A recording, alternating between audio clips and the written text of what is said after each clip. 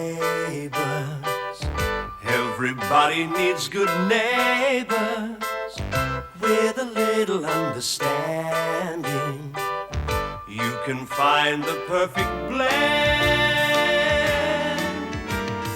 Neighbours should be there for one another. That's when good neighbours become good friends. You're not serious. I am serious. I mean, it has to be some sort of a joke. Todd, it's not a joke. Well, Uncle Jim's going to flip. I mean, he's cool about me getting an old bomb, but Don't worry, leave him to me. This is mine. No strings attached. I don't have to pay you back or anything. Oh, yeah, of course. How long will it take you to pay me back out of your pocket money, eh? No, just relax, mate. Look, it's my way of helping Dad out, eh?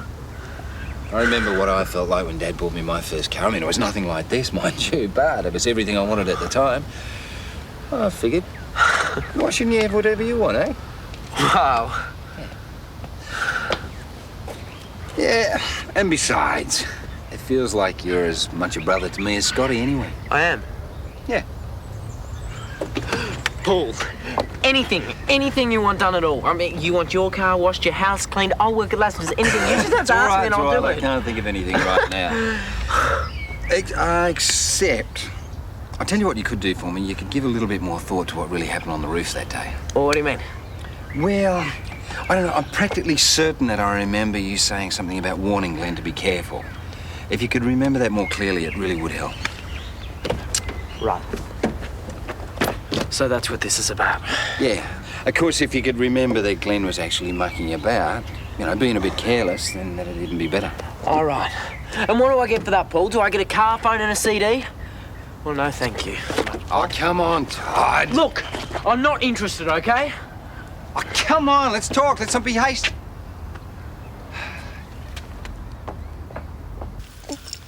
Yes, getting more like his father every day.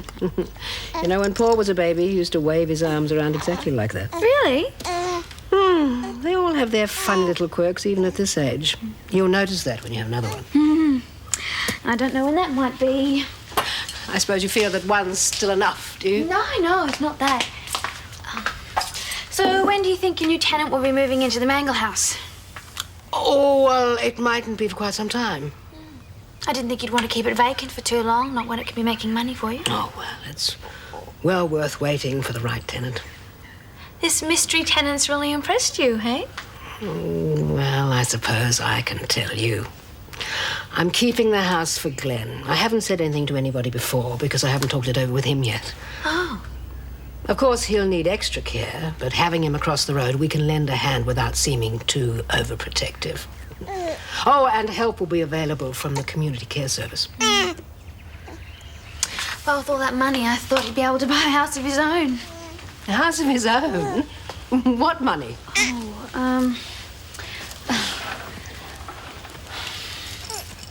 Oh, I don't suppose there's any point keeping it quiet any longer. It's Glen and Paul.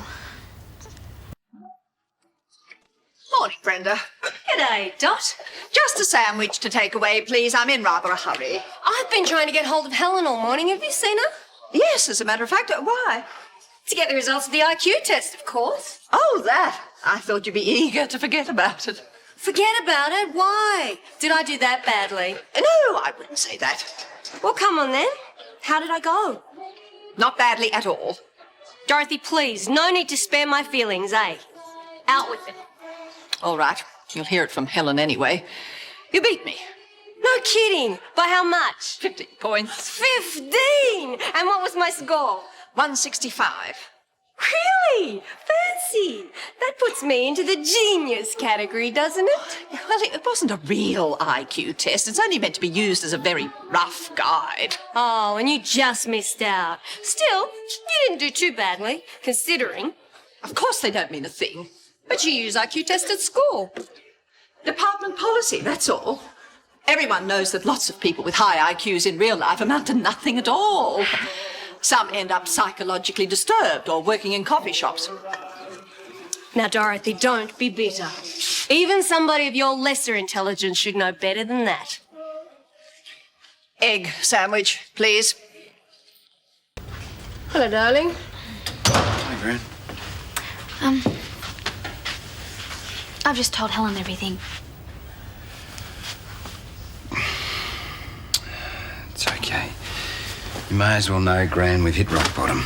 Oh, darling, surely not. I tried everything. I just can't find any way out of this mess. But even if we accept this situation, it could be years before it gets to court. Couldn't you trade your way out of trouble in that time? Gran, you don't seem to understand. My debts are enormous. You see, the rates were a lot higher when I borrowed, so I'm only just making the interest repayments, let alone anything off the principal. Bloody Glen. Darling, you've brought this on yourself. If you hadn't been so antagonistic toward Glen from the start... Yeah, I know, Gran. I can't change that, all right. Would you talk to him for me? Please, he'll listen to you. Do you think it'll do any good? No, could you? Oh, Gran, just make him understand that it's not just me he's hurting. All right, darling.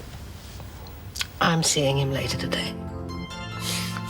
Just make him back off, would you? Give him a last chance, you know that?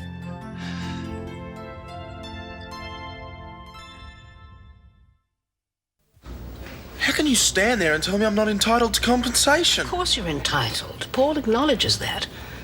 So there's no reason why you shouldn't agree to a reasonable settlement, one that enables you both to survive comfortably. What Paul's offering me is chicken feed. I'll need heaps to have any sort of life after this. Glen, perhaps you won't need as much as you think. Jim and I will see to it that you're looked after. You can have the Mangel house rent-free. Doug's offered to adapt it to a wheelchair. I'm not living off charity for the rest of my life. Don't you want to live near us? No. I'm legally entitled to compensation, and the only way to get it is through the courts. Paul can't be trusted. Yeah, he's got a point. I mean, Paul has tried to con him once before. Yes, Paul hasn't played fair, I admit, but I think he's prepared to now. And all this talk of ruining him, I'd never have expected it of you. Well, he's ruined my life. It was an accident. Paul didn't make it happen. And this feeling bitter is only going to make you more miserable. And it's going to make the people who care about you very unhappy. Please think about it. You coming, Todd? No, I think I'll stay a while.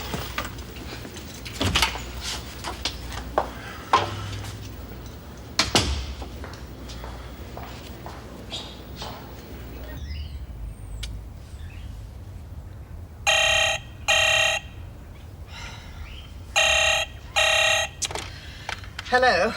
G'day, Dot. It's Brenda. And what can I do for you? I was hoping for a little advice. The genius wants advice from little me. How flattering. Careers advice, actually. Now that I know I'm not living up to my full potential, I reckon I should go in for something a little more demanding than running a coffee shop. And what did you have in mind? Nuclear physics? I'm not really sure. Funny, it's easy to work out what I don't want to do. Like, I wouldn't want to be a school principal. Anyone with half a brain could do that. Yes. I guess she's right about one thing. The idea of revenge doesn't make me feel any better. But it's the only thing that keeps me going right now. Still, I guess it's not that healthy. Yeah. You're not saying a lot. What do you reckon? You agree with Helen? Not exactly. Yeah, but do you reckon I should back off, come to some compromise with Paul? No. Like you said, Glen, he can't be trusted. Yeah. What about Dad? Helen might be right there too. If I go ahead and sue, he might side with Paul. Or cut us both dead. Look, all I know is Paul can't be trusted. Tried to bribe me today. You know, to say you were fooling around on the roof and that I tried to warn you to be careful. He what? How? Well, he offered to buy me a car, a convertible. I told him what he could do with it. The thing is, he's desperate. He could do anything. Thanks for telling me. That settles it. Look, I'm gonna go. Is there anything you want? No. Cool if I take this? Yeah, sure. See ya. Yeah, catch you later.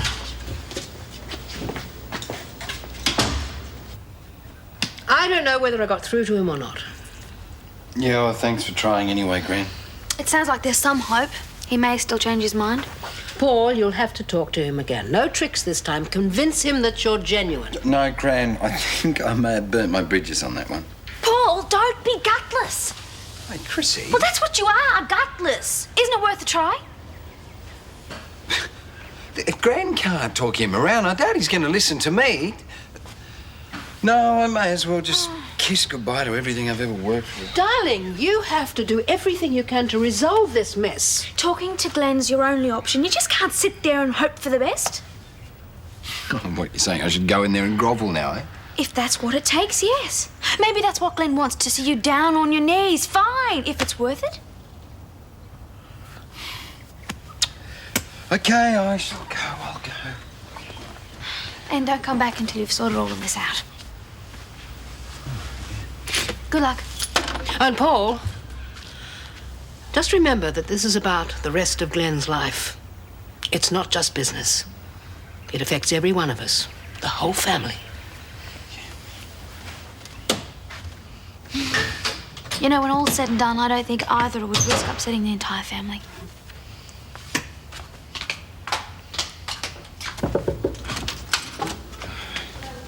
Hi.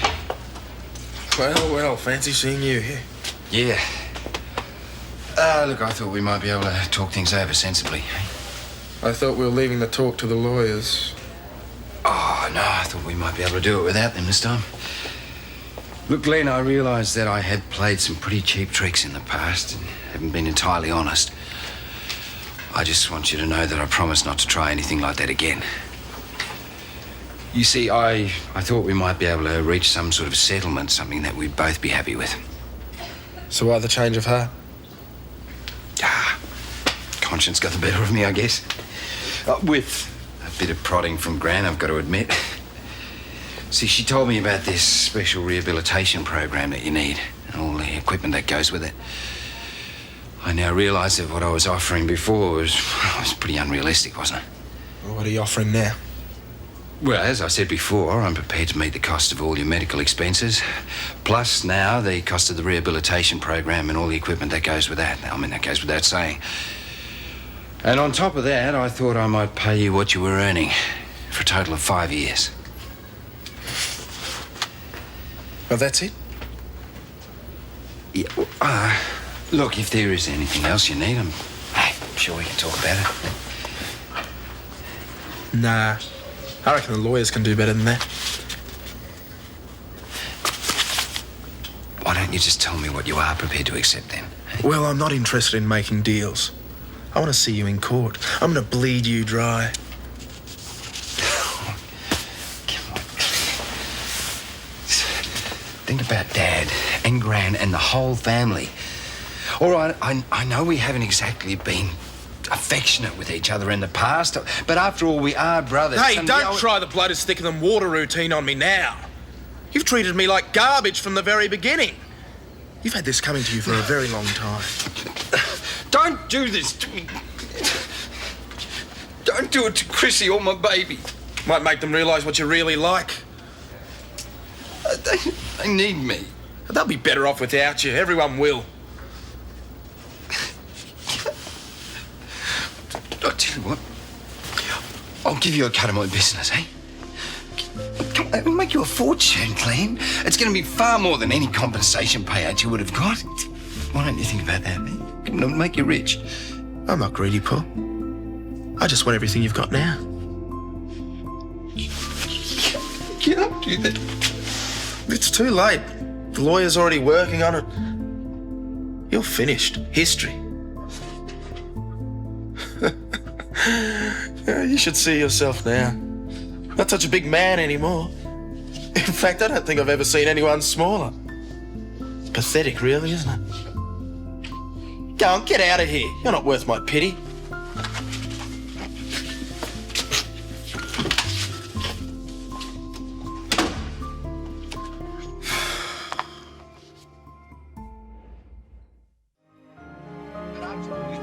Hey, don't try the blood is thicker than water routine on me now. You've treated me like garbage from the very beginning. You've had this coming to you for a very long time. Well, his whole life is ruined. You would cheat your own brother out of his rightful claim. I want to see you in court. I'm going to bleed you dry. You wouldn't know how to treat someone like a human being, Paul. To you, it's all so much merchandise and money. You should see yourself now. Not such a big man anymore. I've simply come to offer my condolences. Oh, really? You died? You did. You know the shares you bought? They're worthless.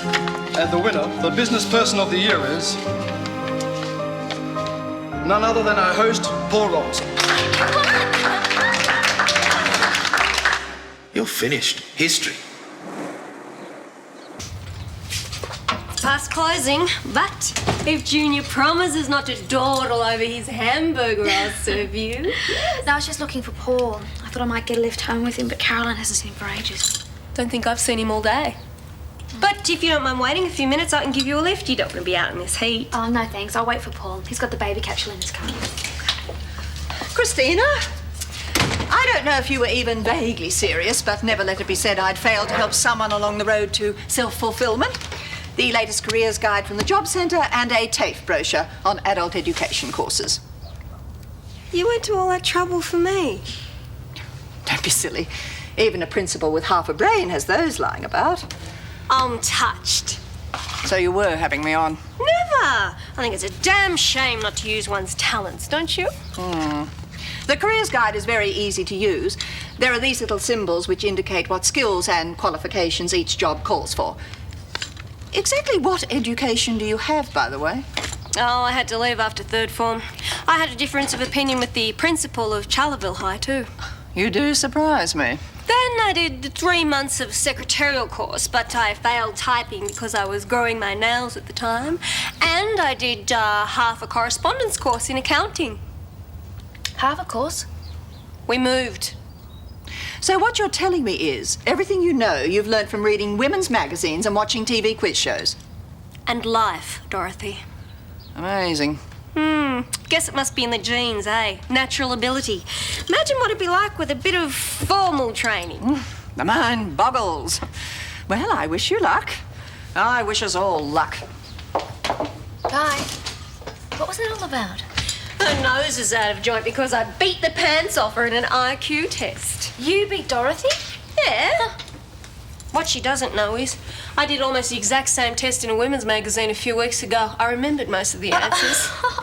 But there's no way I'm telling her that, is there? No.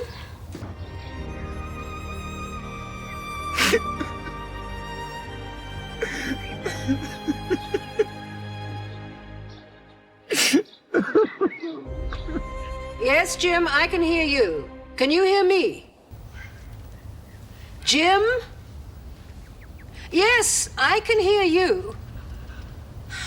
He can't make out a thing I say. In a few days, oh, thank heaven for that. Yes, we've been trying to contact you.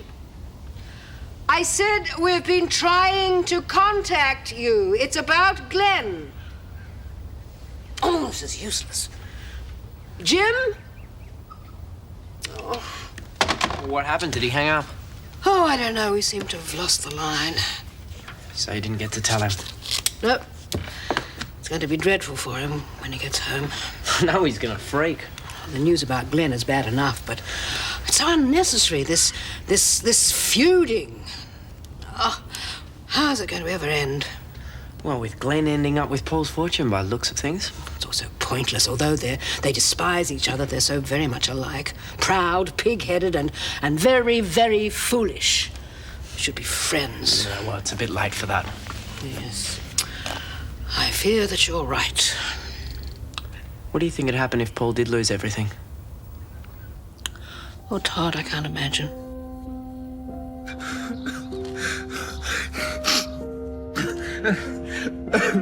Do you know how pathetic you look? You're finished. History. Darling, you've brought this on yourself. You should see yourself now. Pathetic, really, isn't it? Chrissy. Well, that's what you are, gutless. You've had this coming to you for a very long time. And don't come back until you've sorted all of this out. But they'll be better off without you. Everyone will. Do you know how pathetic you look? They'll be better off without you. Paul, don't be gutless. You're finished. History, history, history.